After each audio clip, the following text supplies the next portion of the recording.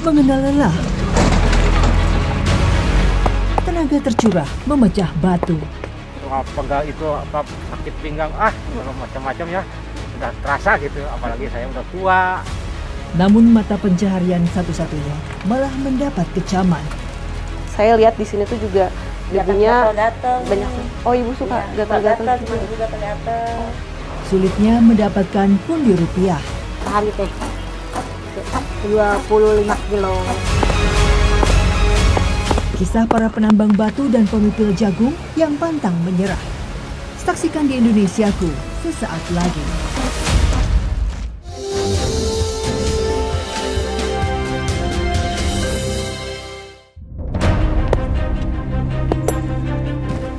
Seperti pisau bermata dua, eksplorasi tambang kapur menuai pro dan kontra di masyarakat. Di satu sisi, menjadi penyelamat kehidupan masyarakat setempat. Namun di sisi lain, mendapat kecaman serta penolakan dari berbagai pihak akibat pencemaran dan kerusakan alam yang dihasilkan aktivitas penambangan. Pak, ini panas banget loh, Pak. Oh, dilempar gitu ya. Kedua sisi sama-sama pentingnya. Bagi penambang kapur, hanya ini pekerjaan yang bisa mereka lakukan untuk mencari nafkah.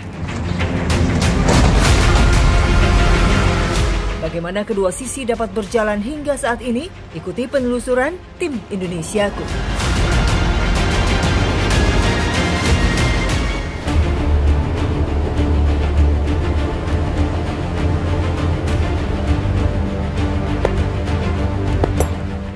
Seperti inilah ladang penambangan batu kapur yang ada di Desa Padang Benghar, Sukabumi. Terdengar alunan suara palu dan linggis menghantam batuan dipecahkan menjadi serpihan lebih kecil. Sudah bertahun-tahun masyarakat mengandalkan penghasilan dari kekayaan alam batu kapur. Ekonomi bisa berjalan karena kehadiran tambang kapur di desa mereka. Kepulan asap membumbung tinggi di udara.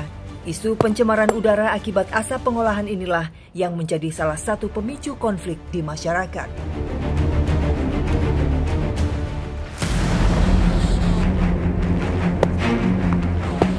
Desa Padang Benghar memiliki 20 pabrik pengelola batu kapur. Setiap harinya, pabrik dapat memproduksi batu kapur hingga 100 ton. Desa Padang Benghar, Kabupaten Sukabumi memiliki batu kapur yang melimpah. Di sini sejak turun-temurun masyarakat memanfaatkan batu kapur untuk mencari mata pencaharian. Namun, apakah masyarakat pernah memikirkan seperti apa dampak lingkungan ke depannya? Selamat datang di Indonesiaku. Hari-hari Jaen hanya diisi dengan menambang kapur. Rutinitas yang harus dilakukan setiap hari agar bisa menghasilkan rupiah bagi keluarganya. Bukan pekerjaan mudah, kadang Jaen harus berhadapan dengan resiko yang tak sebanding dengan penghasilan dari menambang batu kapur.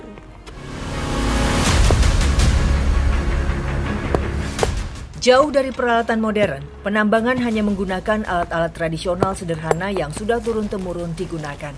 Dengan menggunakan palu dan linggis di tangan, batuan besar dipecahkan, kemudian dijatuhkan dari tebing-tebing ini. Walaupun dengan alat sederhana, namun sudah cukup mumpuni bagi para pekerja. Jadi untuk penambangan batu kapur di sini juga beresiko ya, karena dari atas sana itu semua batu itu diturunkan ke bawah. Jadi apabila ada pekerja di bawah seperti saya dan Bapak itu, jika tidak diinformasikan bisa aja terkena pecahan batu ya Pak ya. Musim hujan menjadi salah satu faktor penghambat penambangan batu kapur. Seringkali terjadi longsor yang bisa mengancam keselamatan jiwa. Tak ada pilihan lain, terdesak karena kebutuhan ekonomi, membuat para penambang seperti Jaen hanya bisa pasrah. Nggak boleh ditanya lagi, Mbak. Soal pegal itu sakit pinggang, macam-macam ya. Udah terasa gitu, apalagi saya udah tua gitu, ya usianya seharusnya nggak seharusnya saya juga harus berhenti kerja seperti ini seharusnya. Cuman belum ada pekerjaan yang lain yang gantinya, ya masih gitu. Teruskan aja gitu. Batu kapur yang sudah ditambang kemudian diangkut ke dalam truk. Setelah itu dibawa ke tempat penimbangan. Jaen bersama pekerja lain pun ikut menaikkan ke atas truk. Rupanya upah sebagai penambang juga termasuk menaikkan batuan ini.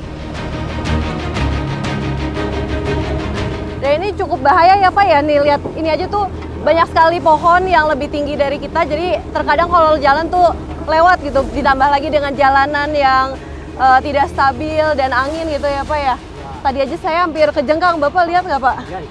Ya, serem ya Pak ya.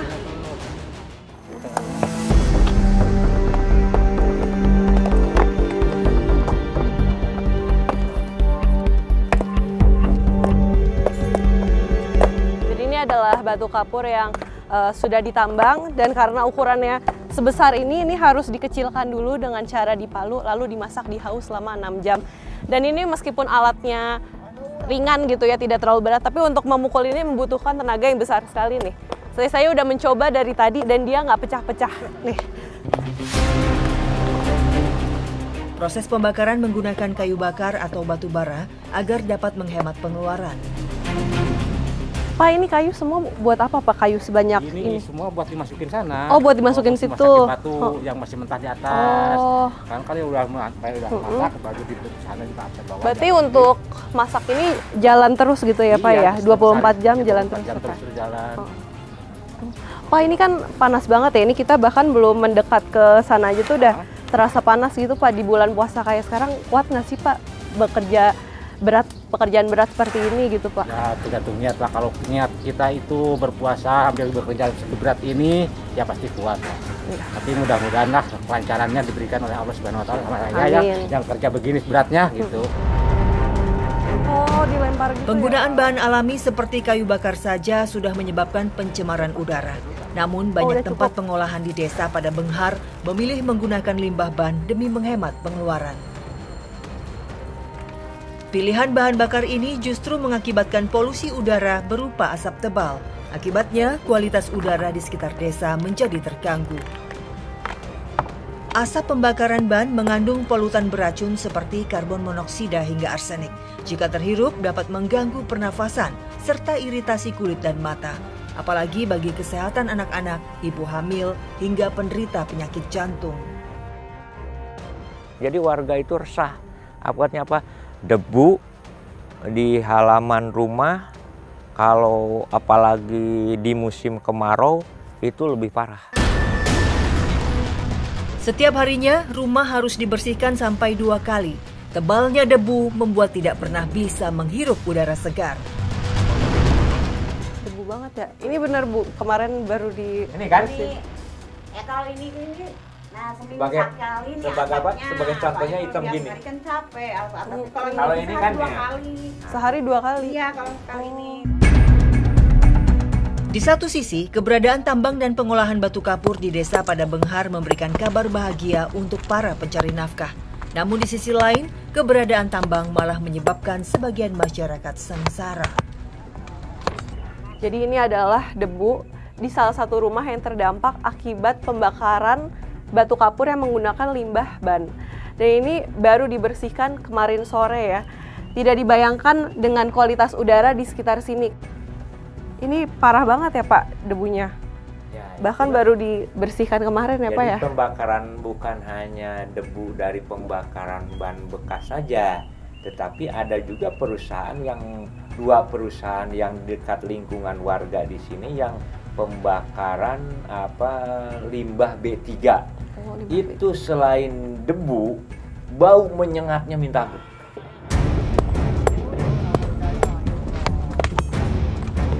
Penambangan dan pengolahan batu kapur memang sudah ada sejak lama. Namun sejak beberapa tahun silam, ban bekas digunakan sebagai bahan bakar utama. Sejak itu, warga merasa terganggu oleh asap yang berasal dari pembakaran batu kapur. Ya bapaknya pertamanya batuk-batuk gitu. Ya awalnya kesini-sininya makin sering batuk, ya dicek ke dokter, ya itu katanya. Kalau selain di pernafasan ada nggak Bu? Tadi kan saya lihat di sini tuh juga debunya gatal-gatal banyak sekali. Oh Ibu suka gatal-gatal juga? Cuma Ibu gatal-gatal. Oh, tapi Ibu udah sempat ke dokter kulit berarti Bu? Belum, karena kan baru punya BPJS, tapi kan jauh harus bawa uang buat ongkos gitu, apalagi nggak punya kendaraan sendiri.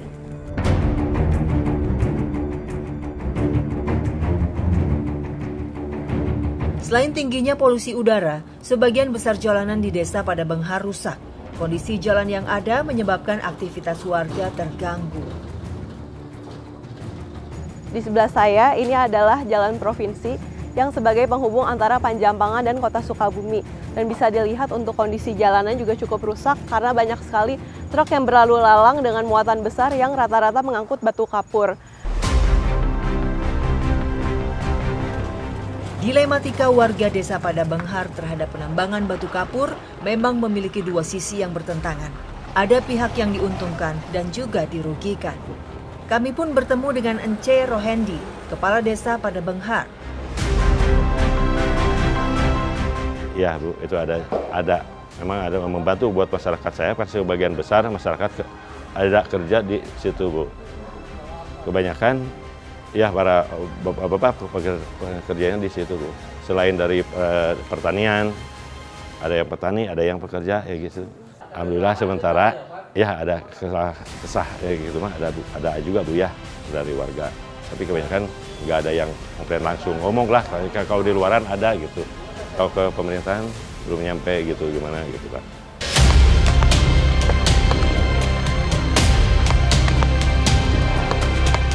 Kayu bakar ini berarti masaknya? Kayu bakar di rumah, pakai ban, enggak di sini. Pakai ban. Ada yang pakai ban juga ya Pak ya? Ada, yang lain mah, tapi di sini enggak pakai ban di sini. Bedanya apa sih Pak kalau pakai ban sama pakai kayu gitu? Soalnya di sini dekat kampung di sekitarnya ada rumah gitu ya. Kalau yang pakai ban itu kan suka debunya sama kami gitu kotor. Iya, asapnya itu ya Pak ya. Tapi kalau bagai kayu bakar enggak seperti itu gitu. Ini panas banget ya Pak ya, karena kan dari tungkunya langsung. Apinya juga suka turun tuh. Oh, apinya suka turun. Ini lagi nggak ada sih ya Pak ya. Ini sebenarnya juga turun ya Pak. Pernah kena apinya gitu nggak Pak? Cuman kenanya ini sama sepatu gitu kan. Oh, sepatu kena apanya Pak? Kena batu ini. Oh, jadi ketimpa ke kaki gitu Pak? Panasnya bukan main tuh batu ini yang beranak ini. Panas api pembakaran tak menyurutkan Jayan terus bekerja. Malah ia harus menjaga agar api tetap menyala. Karena bila panas api ini padam, maka proses pembakaran batu kapur akan gagal.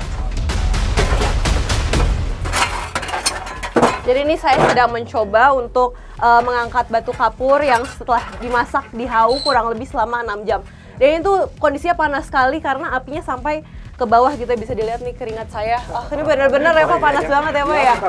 Baik, karena Bapak udah biasa, tapi bisa dilihat untuk yang sudah biasa aja keringatnya juga tetap banjir sekali ya Pak ya.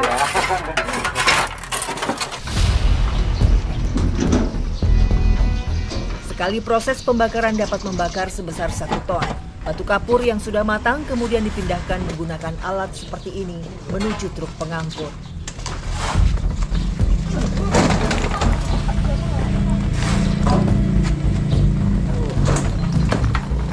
Jadi karena muatan batunya sangat berat, bahkan lagi. Saya berdua saja menarik ini juga bisa sekali jatuh, dan Bapak udah sering jatuh ya Pak ya saat membawa ini ya. Jadi tidak dibayangkan ya, berat sekali ini.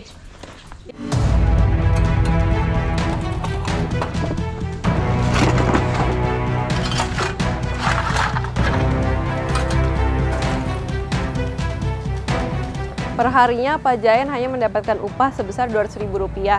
Tapi dalam 1 minggu beliau hanya bisa bekerja 1 sampai 2 hari. Betul ya Pak ya? Iya, ya betul. Ya udah Pak, ini kita sekarang pulang ya Pak ya? Ya udah yuk.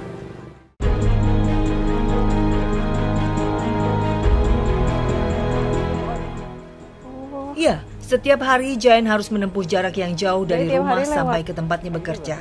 Langkah kakinya tak pernah lelah menapak jalan tanah ini. Semua dengan ikhlas Jayan lalui demi menjamin agar keluarganya bisa tetap ada hidangan di meja makan. Sesampainya di rumah, kami bertemu dengan Tati, istri Jayan dan ibunda beliau.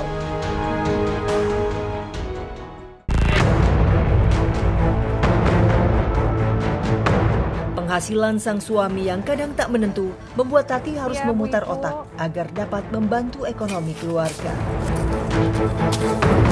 Jadi saat ini saya sedang bersama Bu Tati dan ibu-ibu lain untuk ngoret.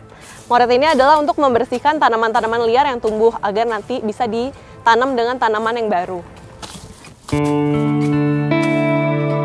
Selain sebagai ibu rumah tangga, setiap 2 kali seminggu Tati bekerja sebagai tukang ngoret.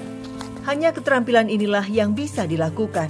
Tati terus bekerja di tengah ibadah berpuasanya. Terus kan Bapak kerja di ini ya Bu ya, batu kapur, nambang gitu-gitu. Ibu takut nggak sih? Khawatir nggak sama Bapak? Khawatir. Khawatir. Khawatirnya kenapa Bu? Takut kecelakaan. Kebanyakan pan eta aya nu ka ngangkut batu.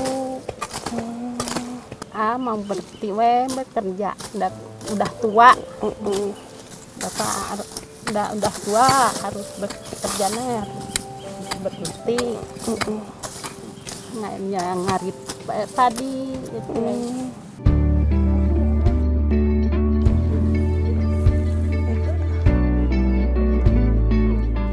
Perharinya Bu Tati dan ibu-ibu yang lainnya mendapatkan upah sebesar Rp50.000 untuk jasa mereka ngoret. Ini kita lanjut pulang ya Ibu ya? Ya. Oke, yuk kita pulang Ibu.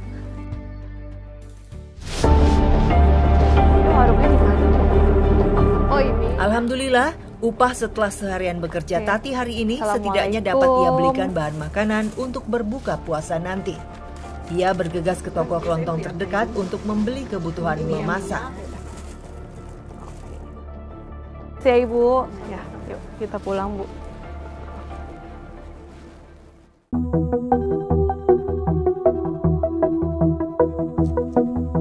Dengan bahan yang sederhana, Tati menyiapkan masakan dengan sepenuh hati. Ditambah lagi dengan alat masak yang masih tradisional.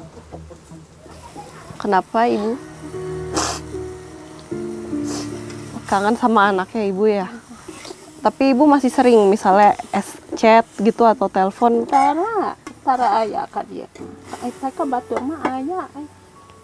Di wartosan ibu teu damang di dia Pak eta wales da teu aya ka ya nelpon. Dia mau kehubungan. Setahun Nya itu hubungan.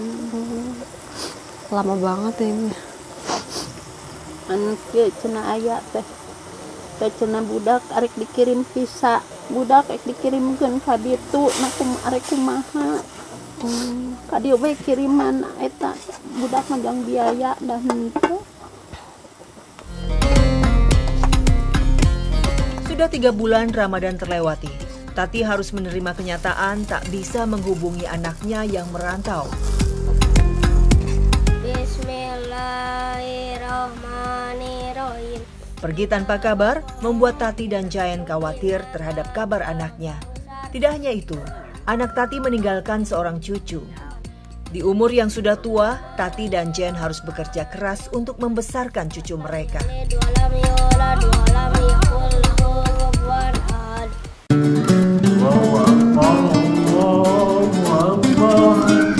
Jadi seperti inilah suasana buka puasa bersama, meskipun sederhana, yang penting keluarga kumpul semua ya Pak Bu ya. Nggak mewah-mewah.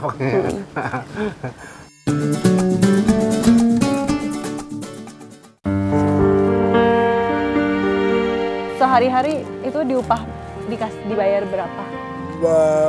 Hari-hari bayar goceng.